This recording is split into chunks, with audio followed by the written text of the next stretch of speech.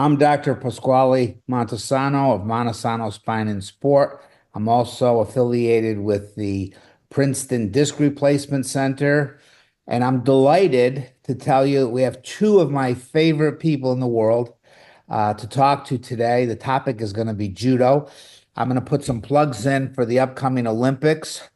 Marti Malloy is one of our guests today. She's in charge of the judo venue, and I'm definitely going to be getting some tickets for that. But let me talk to you about the two people we have. We've got Mike Swain, who's a five-time Olympian in judo, and Marti Malloy, who was the bronze medalist in the 2012 Olympics. Now, if I say anything wrong, you guys have to correct me, but you'll obviously see how important you guys are to me that I remember a lot of stuff. And we're going to be talking about Jets doing touch and goes up on Woodby Island, where Marty grew up with a bunch of brothers. And we're going to be talking about to Mike Swain. We're going to talk to you, Mike, first. Tell us about how you got interested in judo. I know that you're an iconic name in judo. You can't mention American judo without your name coming up. You're originally from New Jersey. Tell us about how you got started. Well, it's first of all, it's nice to be on the show here, Pasquale, and thank you for having both of us, and thank you for supporting all the athletes and helping us out, on the medical side. So on the rehab side, I really appreciate it. So yeah, I was 8 years old, so I just got involved in judo. My uncle did judo in the Marines, in the military back in the 60s. Back then, judo was like the number one martial arts that was taught in the military, you know. So anyway, yeah, he knew a friend, another drill sergeant that was opening up a school, Rick Miola, an Italian guy, just like you. That was my first sensei, Rick Miola. He had a very loud voice, and we paid attention when he talked. We paid attention. So he was a great What first. town was this in? What town was this in? We're at 1968. And what city?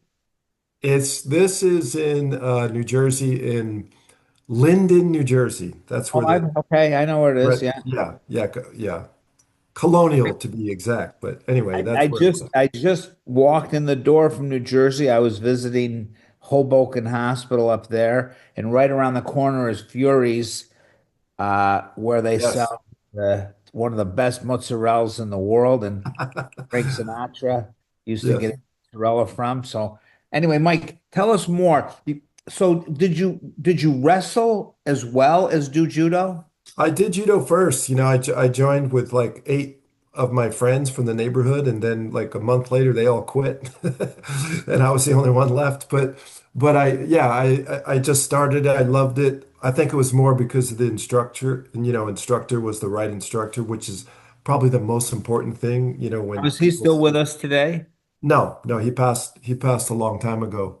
But I got into wrestling, in high school. So I was doing judo way before wrestling. But yeah. Now I remember being at church with you, being at mass, and we were talking to your mother and father, who lovely people, by the way. I love Mike's parents, and you fessed up for the first time. You had originally, and this was just maybe 10 years ago, but you had originally told them that you received a scholarship to go over to the Kodokan and train in judo there, but that really wasn't true, was it? Tell us that story. No, yeah, about 16 years old, I won the trials for the 1977 World Championships, which was actually boycotted.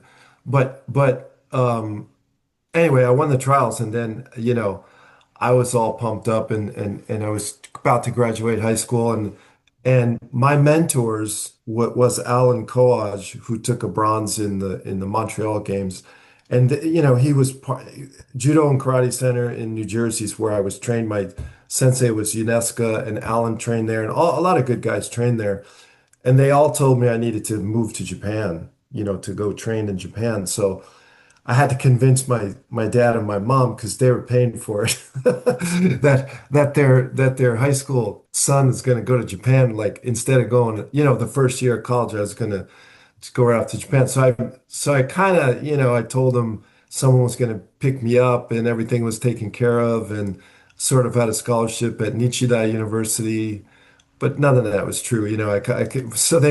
I convinced them, and then they let me go. And I told them years later, but when I got there, nobody was there. Like I had to figure out how to get to the Kodokan, and it was all on my own. So great experience.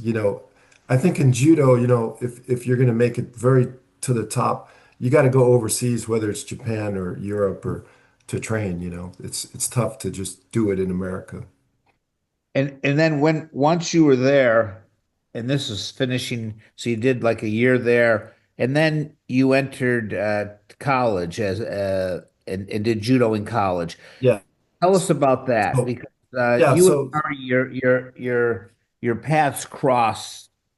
In yeah, I spent, probably 2 or 3 years in Japan, back and forth. But I spent the first time 6 months, and then I went to San Jose State University because that was the premier college of, to train. Um, all the good guys and girls were training there, to prepare for like the Olympics or the Worlds, or so that was the place to go. So I went to college there at San Jose State University, which is where Marty Malloy 2.5 decades later came and started her came to college career there. But yeah, it was a great place to train. Yoshida, who just passed away a couple of years ago, he was 105. He founded it. He founded unbelievable. it in 1940s. So it's an iconic place to train. And Marty will tell you later, she heads up the YOLF, which is like a foundation that like a Uchida Legacy Foundation. And we're trying to keep it going, the tradition. So the building that we're at the San Jose State University is named after Yosh, and we still have a strong judo team. And in fact, we have a couple of international, two international people.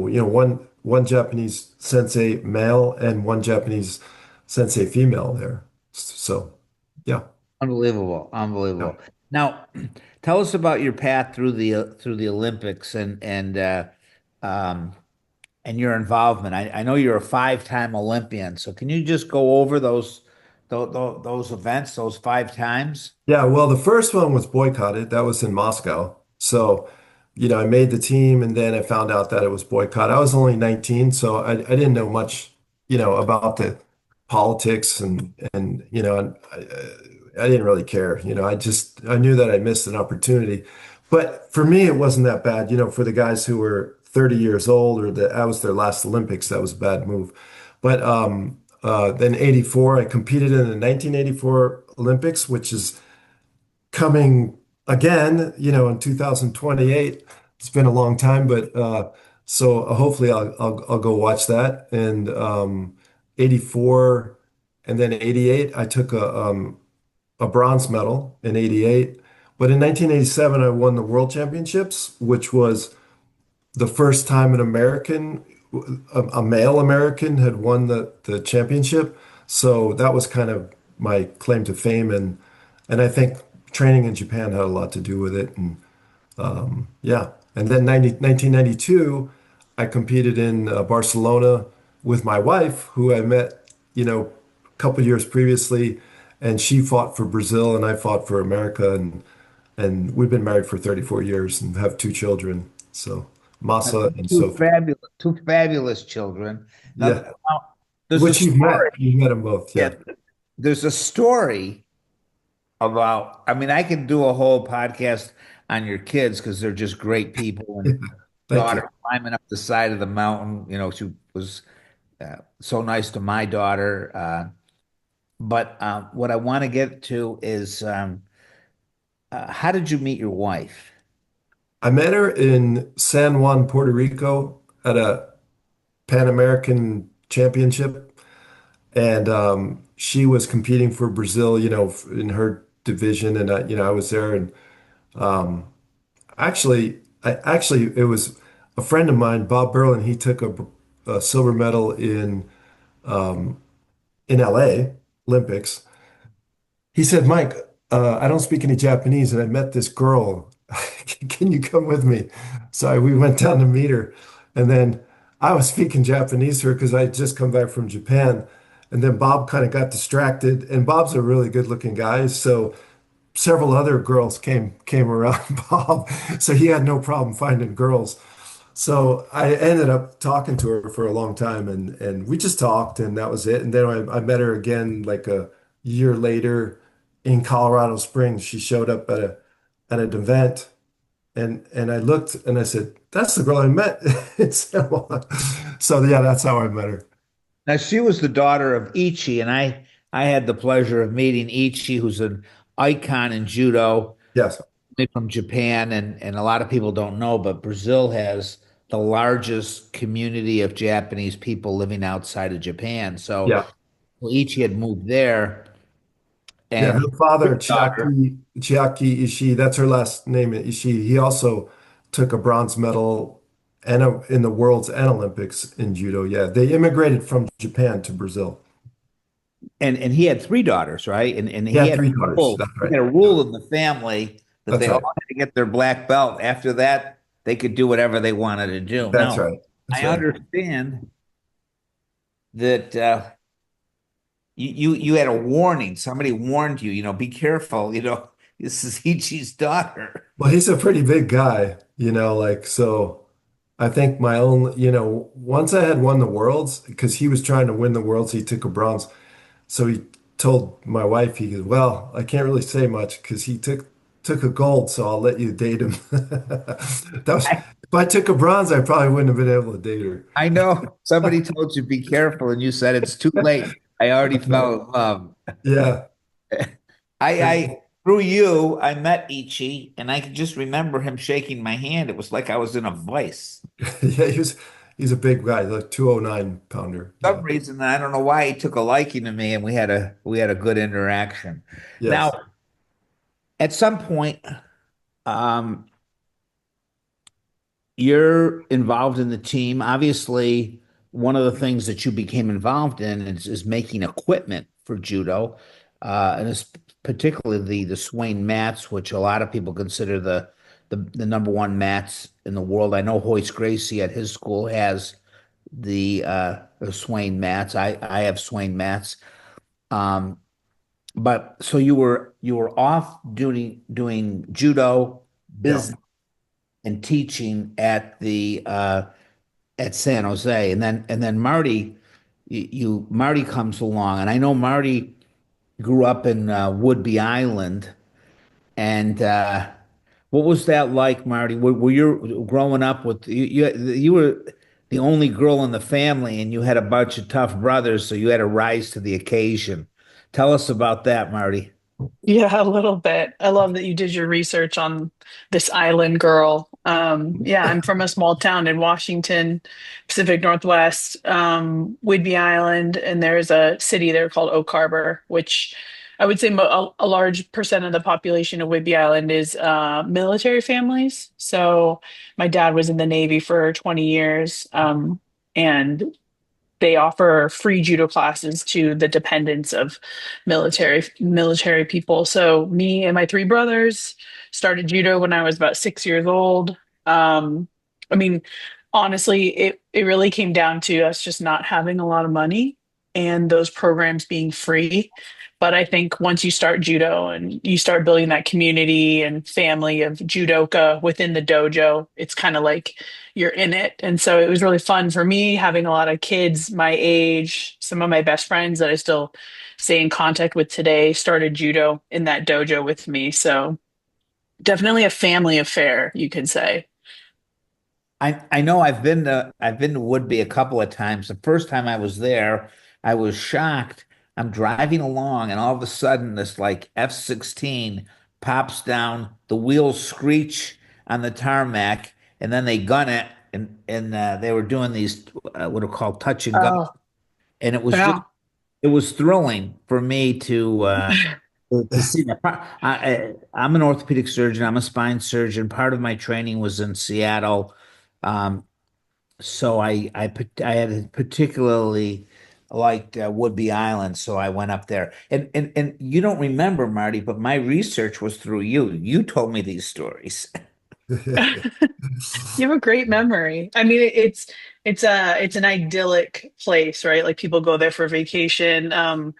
The touch and goes, if you haven't been there, you don't know, but it's basically that the military jets are landing and taking off all around the island all the time. It's actually kind of a topic of contention among the locals because of the noise, but I grew up with the music of jet engines my entire life. I remember the first time that you and I met was at the what was then called the Doral in Miami, and you were fighting in I think they were the Worlds. Uh, Miami World Cup. Yeah. yeah, and Yep. and and and so I don't remember, Mike, if you were there or not. I I was don't there. I was there. Yes. yeah, and I He just was, remember. you know why I know Mike was there because we did a demo of Mike throwing my husband on a judo mat on a golf course Yeah. outside the hotel. Mike, I'm sorry, but she was more important at the time. I just, Yes. I was with my daughter, she was very young at the time, and here's Marty, and she's got this cute smile, and Marty's just fantastic, and you're there with your, I don't think you were married yet, was your husband to be at the time, but I don't know, maybe you were already married. But I thought, said, what nice people. And I love taking my daughter around people that were good examples. And I just remember the smile that you had on your face. And then you got onto the mat and Yeah. you had this look on your face. It scared me. I go, holy shit. She went, Doc, that was my first, I think that was my first World Cup, and it was also the first domestic one that was in the United States. And I ended up winning. And so that moment actually was kind of like the launching pad to the next few years of like some of my success that led me to London 2012. So there's nothing like competing on home field soil, right? And having the crowd was crazy and screaming your name. And I beat some big names at that tournament, and my confidence just like shot up from that point on. and I don't know if you remember, but you were presented with a bouquet and you ended up giving that bouquet to my daughter. And it was That's right. Oh my gosh. yeah, it was a You gotta get that is memorable so crazy. evening. Yeah. So you've always been somebody that I've respected, looked up to. I mean, you're just an icon, uh, just a Thank you. wonderful example, not only to judo people, but to people in general. The drive that you guys have is incredible. And judo is such a wonderful art.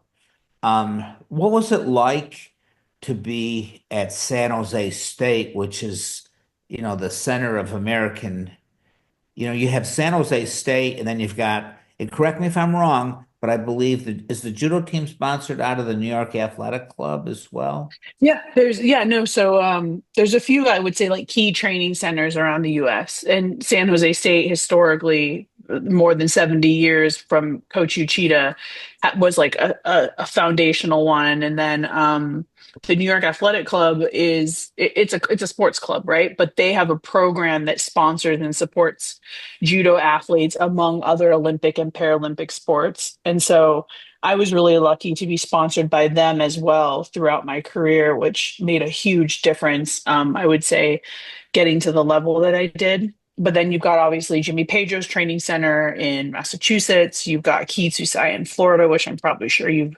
come across, as well as a few others. But coming to San Jose was a extremely strategic decision for me. I had a pretty good feeling that there wasn't going to be a career path for me that was going to sustain me through my entire life that was just judo focused. So I really wanted to make sure that I got an education, got a degree, studied something that would carry me beyond my sport when my body and my back were giving me pain. And so I chose San Jose State strictly, kind of like Mike said, because of the reputation of putting as much emphasis on getting your degree and studying as well as excelling on the mat.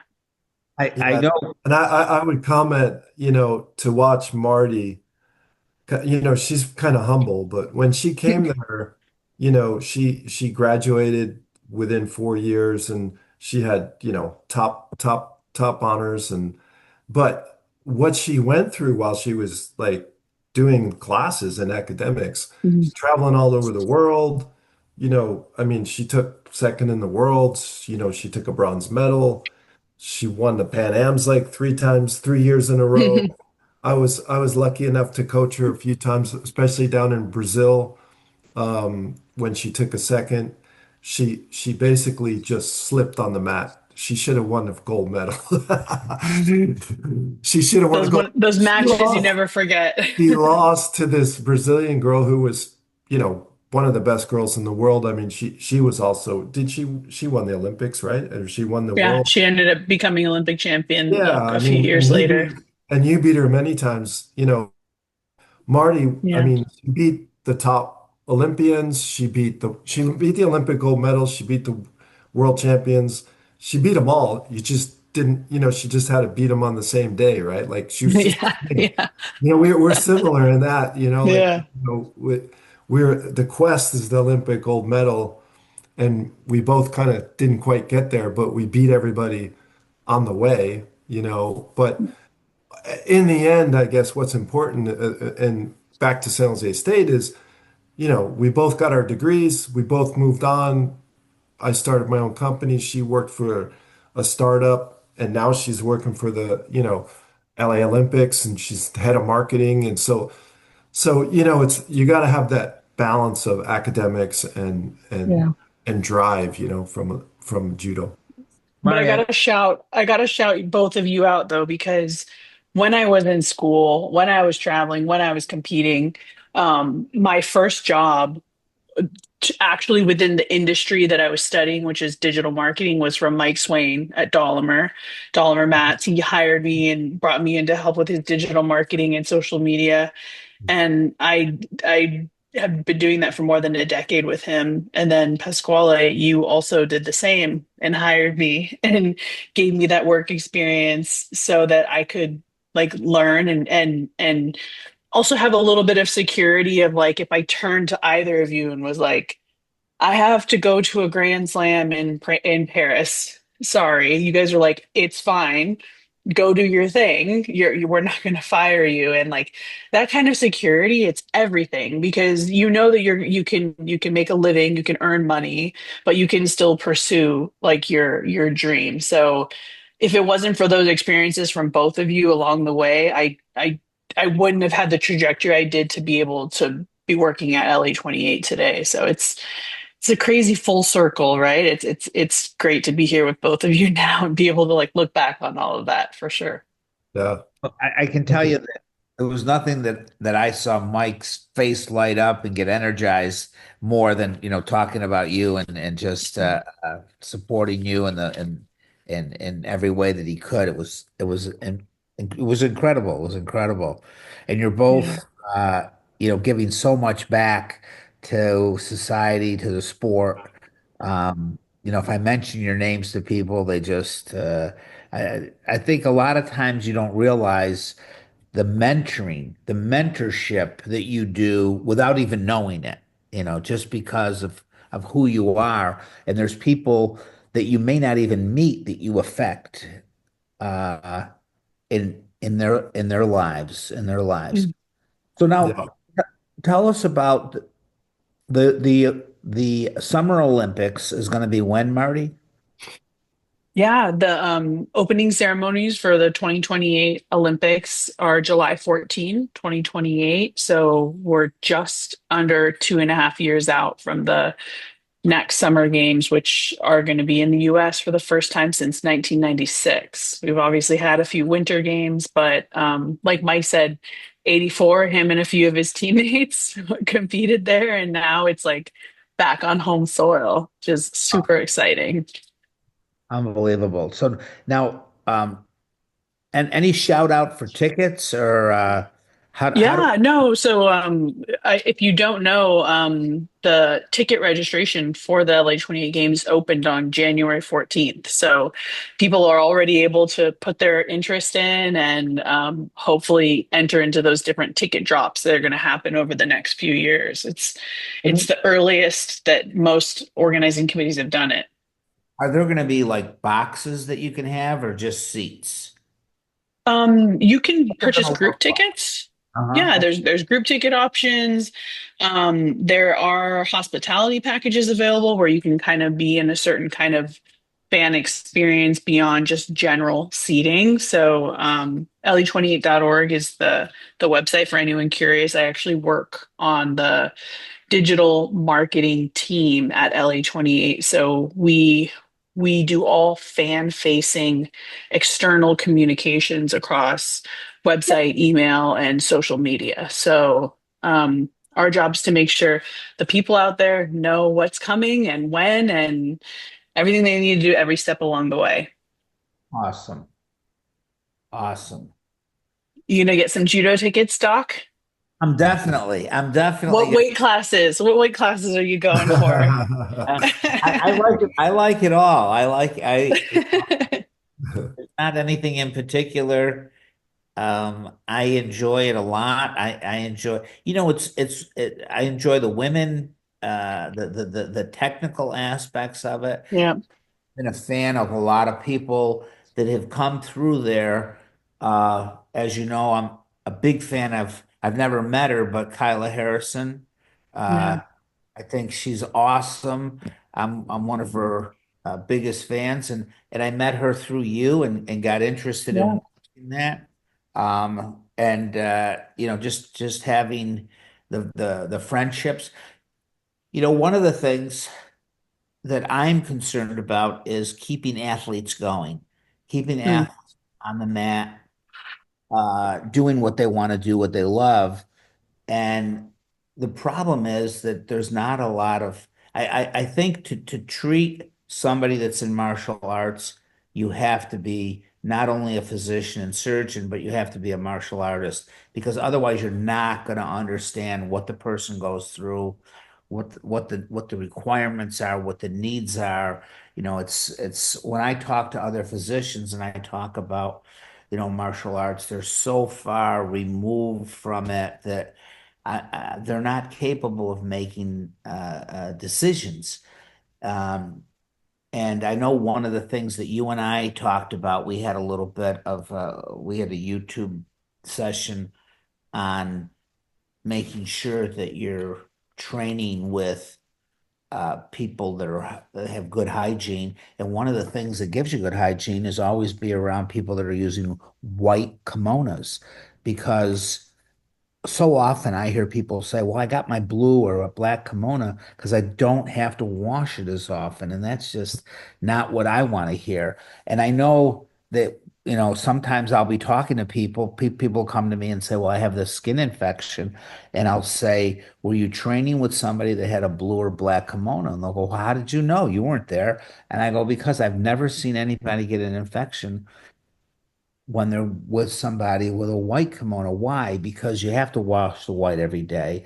And a white, you can put Clorox in the water. You can't do that with a blue or black. Otherwise, you're not gonna end up with a blue or black, for long. So that's one of the things. The other thing I get asked a lot, and I would be interested to hear your comments without naming names out there. Uh, but I know that a lot of people come to me and they have a neck problem or they have a back problem and they've been told they needed surgery and sometimes they've been told they needed a fusion and they come to me and they ask about disc replacement. I was one of the first people in the United States to be around disc replacement, to do disc replacement, to take care of people.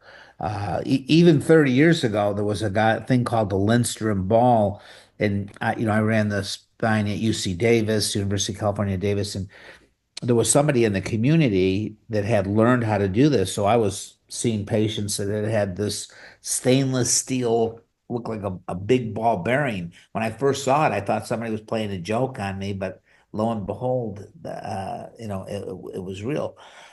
But as much as I like disc replacement, and I probably offer that as the primary recommendation if somebody needs an operation, I don't think it's the right operation for somebody that's going to be doing a contact sport. I think those people really need to do a fusion, and the fusion is time tested at any given time.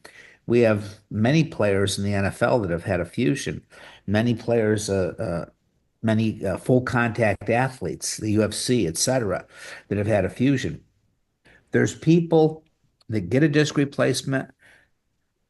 They want to go back. They think they're going to go back, but the reality is, if you follow them, they come to me and they say, you know what, I wish I had a fusion. I'm not going to do this. They make the decision ahead of time. Yes, I'm going to go back, and I want the replacement. But the reality is they either don't go back or they go back for a short period of time and then say, well, I understand. I wish I had had the fusion, which is they're both great operations, both great operations. I think the disc replacement gets oversold in this country, but they're both great operations. But I think for somebody that's involved in activities like you guys are involved in, I think the fusion is a better operation, better way to go. Marty, you had to train through some ba- not disc, Yeah, but yeah. you had a bulging Yeah, disc, well, right? no, yeah, I had, and I remember Doc talking to you about it back then as well, about managing it. Yeah. I was grateful I never needed surgery, Yeah, a fusion or a replacement doc, but it was a L4, L5 herniation in 2009, which luckily the doctor at the time said just time and rest, and it did end up kind of like resolving. But then as I got older, right before actually I retired in 2017, but 6 weeks before the World Championships in 2017, which were going to be my very last tournament before retirement, I threw out my back, same one, same disc, doing a kettlebell swing. So the initial one, Doc was doing a judo throw and somebody hip checking me from behind. So by the way, you saying having a doctor who understands the mechanisms of your sport, like 100%, because that danger within judo is pretty specific. And then again, I gave it time to heal, but it's still something I manage to this day, like that I have to be extremely careful about. And so I feel grateful that I didn't have to have any like procedures, but I know a few people in judo who did end up having fusions. Some kept going for a little bit after that, and some ended up kind of like moving away from the sport. But I think judo is like it's like the Marines, once a judoka, always a judoka. So I don't ever it ever leaves you guys. yeah. Listen, thank you both for spending some time with us tonight. I think that this is wonderful. I have followed both of your careers. It's given a lot to me. It's stimulus to not only in the martial arts I practice, but in my medical practice. It's it's similar. Just pushing on, keeping on, always learning new things, new techniques, relearning the old ones, and um, I think Bruce Lee once said, I don't fear the person who knows 1,000 moves. I fear the person who has practiced one move 1,000 times. That's right. That's And I right. know, I just, as I'm saying that, I know that one of your key move, Mike, that you built everything around was the Tayatoshi, wasn't it? Yes, it was. For you, what was amazing about you is when I first got on the mat with you and we were, I think I was teaching a move or something, and you were just going at it like, and I'm like, I had to like, hey doc, don't hurt yourself, man. You might have surgery tomorrow. So you were going 100%, and that was the first time I ever saw a s- a doctor, no less a spine surgeon, on the mat, like just going crazy. Like I had to like, calm down, man, calm down. But it's good. No, it's great to see that you really are a true martial artist, and then that gives you the knowledge of, having to help martial artists out.